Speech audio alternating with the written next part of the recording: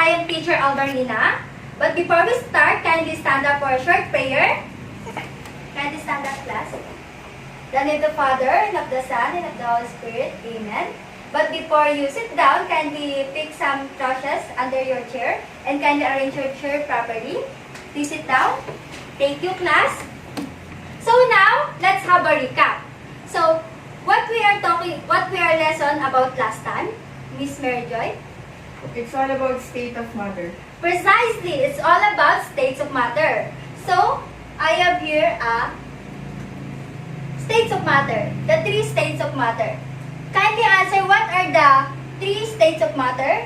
Identify these images. Chloe? Solid, liquid, gas. Very good. And now, I have here an activity entitled Fix Me. So, I will group you into 2 groups, yellow groups and green groups. And I will give you 2 envelopes with your corresponding color, green group and yellow group. And inside that envelopes, it have cutted pictures. So you will arrange the pictures and paste it on the board and perform for a yell. So the first group who perform a yell will have an additional point for the quiz later. 5 points for that quiz. You may now start. 1, 2, 3, go. 1, 2, 3, go. Go green team, go green team, go, go green team. Very good. And the yellow group. Yellow team, go, go, go. Kindly give a big hand for yourselves. And I have here a certificate of your participation. Green group, kindly here in front. So this is your certificate. So give a big hand for the green group. Very good. And next is the yellow group. Kindly give a big hand for our only one person in the yellow group. Take this. Very good.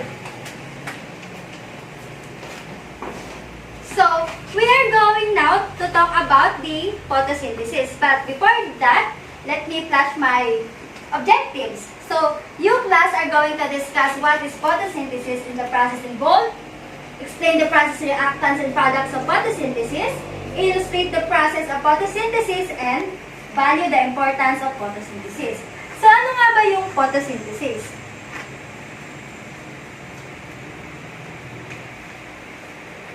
Joy, kindly read what is the characteristic of photosynthesis.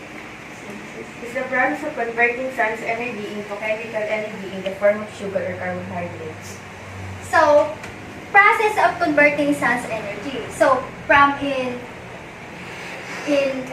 word photosynthesis, photo means light and synthesis meaning to make or to produce. So, it means that it produces sugar or carbohydrates through the sunlight. So, saan nga ba nangyayari yung photosynthesis na to? So, it occurs in plants, some photosynthetic bacteria, and algae. So, doon nangyayari ang process ng photosynthesis. So, this is the process of photosynthesis. Takes place in the part of the plant cell containing chloroplast. So, mamaya pag-aaralan natin ang structure ng chloroplast. These are small structures that contain chlorophyll. So, plants need to take in carbon dioxide na manggagaling sa hangin, water from the ground, and light usually from the sun. So, ayan, ito yung chloroplast structure. So, kindly read, Chloe, the characteristic of chloroplast. Chloroplasts are plant cell organelles that convert light energy into relatively stable chemical energy by a photosynthesis process. So, ayan. So, ito yung mga structure ng chloroplast. So, we have outer membrane, stroma, thylakoid, granum, lamella, and inner membrane. So, yung chloroplast is itong organelle na matatagpuan natin sa plant cell. So, ayan, we have membrane structure. So, we have three membranes, outer, intermembrane, and inner membrane. So, the outer membrane is permeable to most ions and metabolites, but the inner membrane of the chloroplast is semi-permeable and highly specialized with transport proteins. So, yung permeable, dito pumapasok yung mga substance like proteins, but in the intermembrane, inner membrane, dito, nahihirapang pumasok o hindi pumapasok yung ibang substance like proteins. And now we are going to talk about the stroma. Kindly read, MJ. It is a Colorless. colorless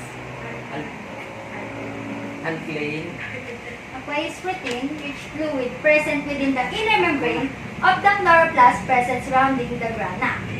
So, etong stroma, tinatawag din siya na fluid-like jelly kasi malambot siya sa loob para siyang jelly. So, dito sa loob siya ng chloroplast makikita. Ayan. Ito yung stroma.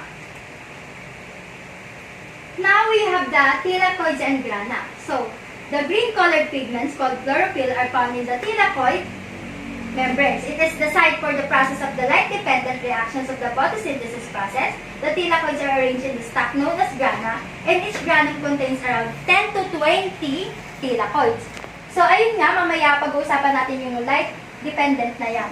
So, yung thylakoid na yan, eto yan. Yung magkapatong na yan. Magkapatong na yan. Pero yung tawag sa magkapatong na yan is grana, and then yung etong isang piraso na yan, that is what we call thylakoid. And around 10 to 20 thylakoids ang pwedeng magkapatong sa isang chloroplast. And now we have lamella. Lamella has several functions that can be classified mainly into mechanical support and cell communication. The intermediate or middle lamella acts as a cementing layer between the major walls of neighboring cells. The plant cells cell wall shields it from the mechanical stress. So, ito yung lamella, ayan. So, para siyang, nagpo-protect din siya sa chloroplast, like cell wall. Ayan. Ito siya, dito dumadalo yung proteins. Ayan. And now, we're going to talk about the stages of photosynthesis. So, kindly read the two stages or two process. Light-dependent reaction, light-independent reaction. Yan, very good. And now we're going to talk about the light-dependent reaction. So, saan nga ba nangyayari yung light-dependent reaction? It happens in the thylakoid. So, ano yung product ng light-dependent na to? So, ang product niya is the water. One of the raw materials of photosynthesis is utilized during this stage and facilitates the formation of free electrons and oxygen. So, nag-produce siya ng free electrons and oxygen. So, the energy harvest during this stage is turned in the form of ATP or adenosine triphosphate and NADPH, nicotinamide adenine dinucleotide phosphate hydrogen. So, ayan, ito yung thylakoid and then ito yung nagiging form niya, yung ATP and NADPH. So now we are going to talk about the light-independent reaction. So, yung light-independent reaction na to, also known as the Calvin cycle, o tinatawag natin na dark reaction. So, bakit nga ba natin tinatawag ito na dark reaction? Because this does not directly need a light. Hindi niya kailangan ng light to sunlight. Kaya nga natawag natin na dark reaction compare sa light-dependent reaction. Kasi nga, yung light-dependent, nagdi-depend lang siya sa sunlight. Pero ito, hindi niya na kailangan ng sunlight. So, ito yung equation ng photosynthesis. We have the word formula and we have formula about the photosynthesis. So, we have carbon dioxide, 6CO2 plus water, 6H2O, and the absence of sunlight, sugar, or C6H12O6 plus oxygen, C6O2. So, ang tawag natin dito sa carbon dioxide tsaka sa water is the reactants. And then yung reactants na to is, and then etong tawag natin sa sugar and oxygen is what we call the product. Product sila ng carbon dioxide and water. Etong dalawa na to. about group activity.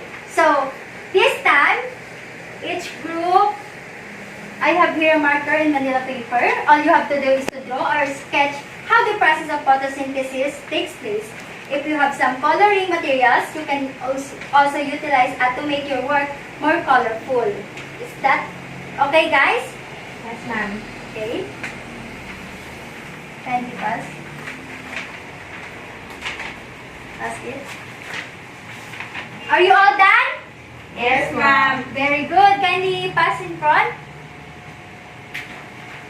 Wow, you have a potential na maging architect. So now, in individual activity, so I will give you a short bond paper.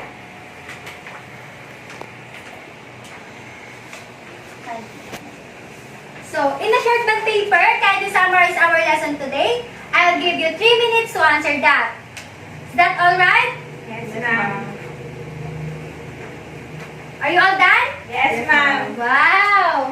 Alam na alam niyo ata yung photosynthesis tsaka yung process ng photosynthesis Are you ready to rumble? Yes, ma'am. Wow naman! So now, magkakaroon na tayo ng quiz. So, ang ano natin is multiple choice lang siya. So, lagi na lang akong option. So, ayan. Number 1, line-independent reaction are also called blank. Answer that. You have 10 seconds to answer that question. Tapos na ba ang lahat sa quiz? Yes, ma'am. Very good. Mukhang makaka-perfect ata ang lahat And now, we are going to talk about the assignment. So, yung assignment nyo is, do a research of some information about cellular respiration and answer the following questions. First, what the cellular respiration? Second, what are the 3 stages of cellular respiration? Third, describe each part of mitochondrion. So, yan lang guys. Good. Can you stand up? Goodbye. Goodbye, ma'am. See you next week for our next lesson about the cellular respiration. Thank you.